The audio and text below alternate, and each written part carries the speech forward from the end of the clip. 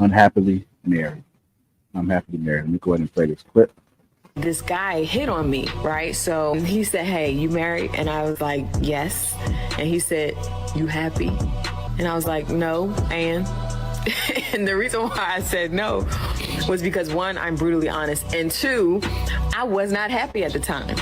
But what does me being unhappy have to do with whether or not you have a shot? Here's the thing I realized. A lot of married people don't know how to be unhappily married and still not walk away. If you could learn how to be unhappy for a minute, your marriage will last. Because the goal in marriage is not happiness. The goal is to build a lasting relationship that withstands the ebbs and flows of marriage, of relationships. DeMarco, we need another one. All right, let's go ahead and dive into it. It said marriage is not about happiness. We'll go ahead and start with you first, Sir Hill. Then we'll go to Sweeney on this. What are your thoughts about this? Unhappily married. Well, that was a really good take. I really like the fact of what she said, but I got to give some scrutiny here. So what she said is true. You're going to go through patches and sometimes even years of not being happy and blissful in your marriage, which is absolutely true. But in these kind of situations, while she says something that's respectful, when you say something like that about your husband to another man, it does something in terms of how he sees that other man. So I think in giving honesty and transparency, women should limit what they say, and they should always do what it takes to make sure that their man is respected and he looks good. And anything that could potentially make him look bad, they should avoid saying that. So what she said was spot on and it was facts. But I think that she could have done a better job putting her husband in a light of respect, at least in that situation. That's my thoughts on that. All right, go ahead, Brother Sweeney. Shit, I was gonna say shit. Sir Hill pretty much covered it. I agree with Sir Hill on that point. But also it kind of because I know Purple Pill you talked about this and man, I wish God damn it. You humble that? No, not humble that. What's the other guy that normally up Cloud here? Jones. Cloud. I wish he was up here because I know he often talk about how when you speak to married men, we don't make marriage look like the greatest thing on the planet. And for the most part, it's because like marriages are up and down. You know what I mean? Sometimes they just in the middle. It's not like we're trying to make it look like the best thing in the world, but we also it's just like this is what we're doing right now, you know. So it's just, I see what she's saying, and I rock with what she's saying is that you do go through ups and downs in a marriage, and you're not always going to be happy. And this is what I try to get a lot of people to understand myself is that it may not look like the most attractive thing to you, but it's the stability. You marry for the stability. You marry for the, you know what I mean? I know it may seem boring at times, but we're stable. You know what I mean? I'm good. So, you know what I mean? I hope that other people can find that in the people that they're with. But oftentimes I see where men coming from when they say, man, dealing with some of these women out here ain't always the easiest thing. Okay. And that's pretty much all I really got to say on it.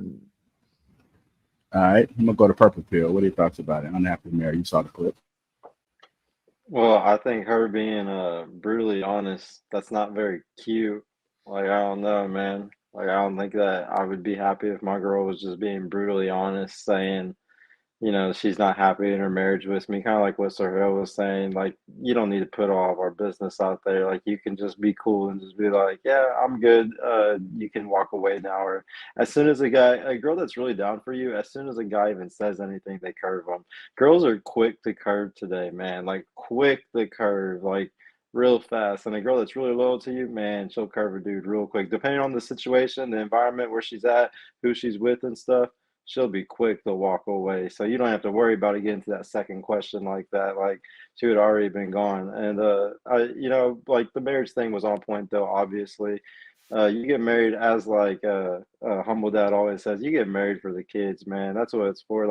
My mom and my dad and my stepmom, when they got married, she had three kids, like three daughters, and my dad had me and my daughter, and you can tell that just pulling families together is so healthy sometimes, and you can have great step parent environments sometimes because everybody's um focused on the kids. It's not about anything else. It's just about being there for the kids, and obviously, going through the ebb and flows of the happiness and unhappiness. But I think when you focus on the kids, you don't even see a lot of like the unhappiness. I don't know, for some reason when I feel like when I focus on my kid, I don't even see the darkness in the world. That's one of those things that just goes away whenever you start having kids and you start focusing on them and your purpose that goes behind providing for them and taking care of them. All right.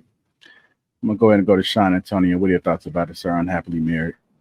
Okay, a couple thoughts. The first thing is, I don't necessarily care if she was being truthful or not. My main thing is, why the fuck are you talking so much to in general? You know what I'm saying? Why in any way are you disclosing anything? Why did the conversation even get that far? You should, to me, that's a form of entertaining the conversation. Second thing, Buddy is a goofball. I say he's a goofball because for any guys listening, especially young guys, well, okay, let me not say this. I'll say this. This is how I was. I'm not asking you shit about your relationship. I don't. That's your business to manage that. I don't care about that. You may be rude. You may be the me, and my job is to remove you from that dude and my chick. I'm never bringing. So I would just say, don't even ask that type of shit.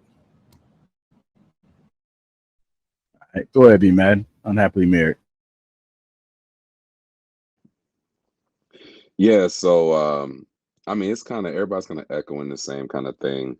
Me personally, I would prefer, my woman not to talk about, how she's feeling that day about our relationship to some strange ass dude. But at the same time, I understand she was trying to make a point. So I get it. I understand that she's like, nah, I'm not happy. And what? Like, so what's that mean? What's that gonna do for me today? It's not going to change nothing. It's not going to make my life any better. You can't do nothing to change my situation. Like, I made my decision. I chose where I'm at.